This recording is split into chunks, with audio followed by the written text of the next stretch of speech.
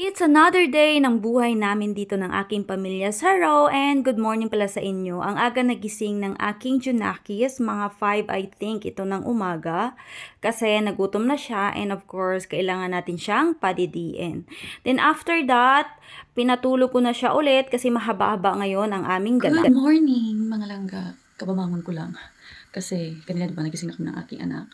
Pero nung bumalik kami natulog kasi it's 5 in the morning pa lang. And today is alis na kami, pupunta kami sa other city which is doon sa friend ng aking asawa kasi ngayon yung kasal at the same time is binyag. Yes, dito kasi sa Romania kadalasan talaga isahan na lang yung okasyon kapag may anak ka at hindi ka pa kasal sa simbahan is nagpapakasal na sila together with the binyag para isang gastusan. So aalis kami ng 11 pero bago kami umalis, of course, magkakape muna, magpe-prepare ng everything na dadalhin namin. Lalagay ko muna yung mga hinugasan ko ng mga plato tsaka baso. So, let's do it kasi 8:30 na ng umaga.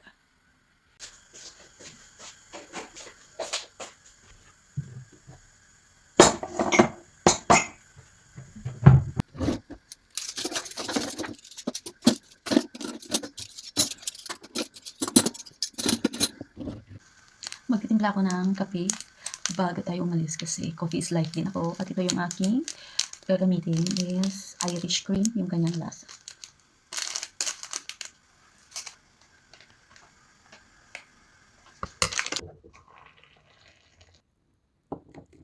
Ito na pala lahat yung aming dadalhin para sa aming travel. Isang gabi lang naman kami doon matutulog pero ang dami ko nang dala.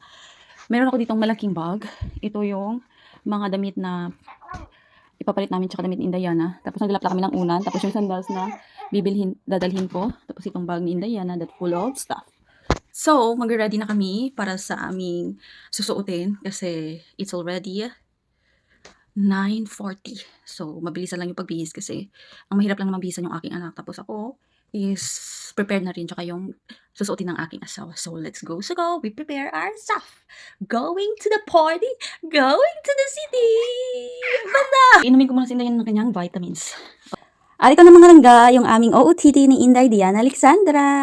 And kailangan ko pang umihi. Hintay lang namin yung aming tatay. Tapos yung aming mga dadalhin is nandyan na.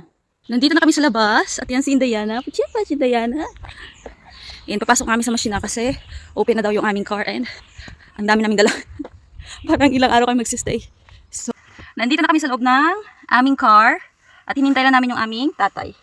Nakasakay na pala kami sa machina. Yung travel plan namin from our city going to the city sang friends ang akon nga bana is mga 2 hours. And this is the first time na magta-travel ng malayo si Indayana kasi kadalasan yung travel namin is mga 1 hour lang mahigit. Pero ito is mga 2 hours. Dito kami dumaan sa my village kasi maganda yung mga tanawin dito, especially yung mga bulaklak na nakikita sa kalsada.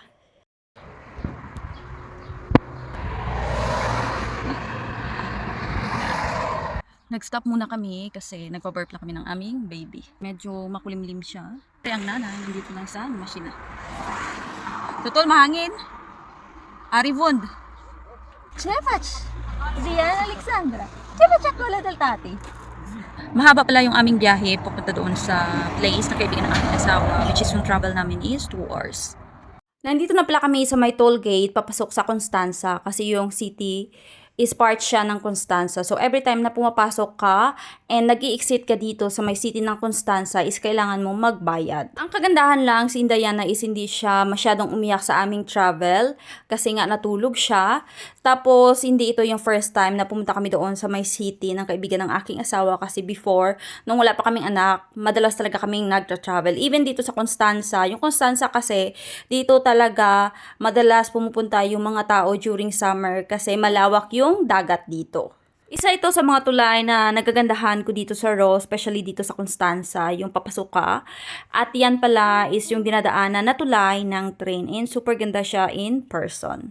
Ito pala yung tanawin na makikita nyo sa may main road, papasok sa Constanza, yung malalapad na lupa na tinatamnan ng mga gulay at yung mga products nila dito na mga common and of course, yung mga pastulan ng mga hayop. Then, nag-stop over muna kami dito sa may toileta or toilet kasi nga naiihi na kami.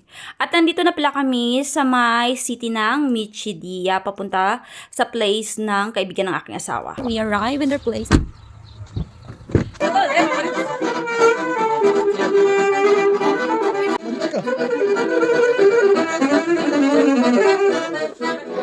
nakapasok na kami doon and lumabas lang kami kasi ang daming tao.